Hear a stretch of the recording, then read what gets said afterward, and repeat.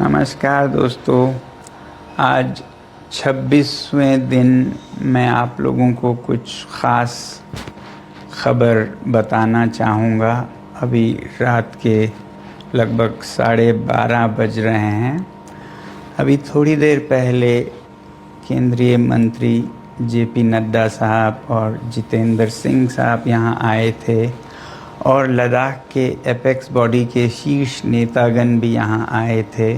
और उससे पहले आप लोगों को मालूम है विभिन्न राजनीतिक दलों के लगभग 65 सांसदों ने आकर और हस्ताक्षर देकर हमसे अनशन तोड़ने के लिए कहा और वो संसद में इस मुद्दे पर नीट पेपर्स और परीक्षाओं की प्रणाली पर चर्चा करेंगे, ये आश्वासन दिया। और जो सरकार से इस तरफ से मंत्रीगण आए थे उन्होंने भी ये आश्वासन दिया, जिसका कि 2 दिन से हम बहुत ही कड़ा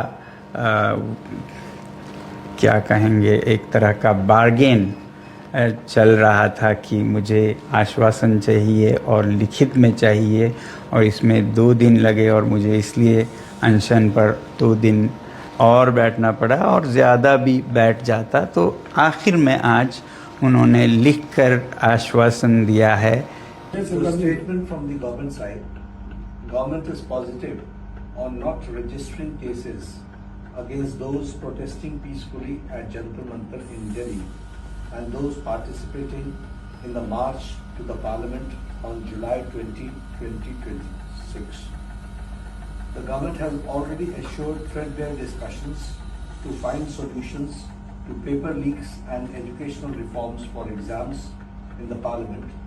Besides, the government is also positively considering suitable compensations for the suicide victims of recent NEET paper leaks. ये हमारे साइड से Thank you. I have my leaders from the Apex body of Ladakh and the KDA were also here, and they have flown all the way from Ladakh, and I'm grateful to them. Thank you.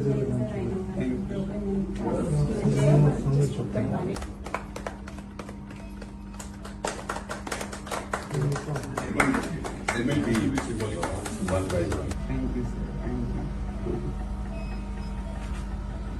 After 26 days, this tastes very good, but hunger doesn't taste bad either.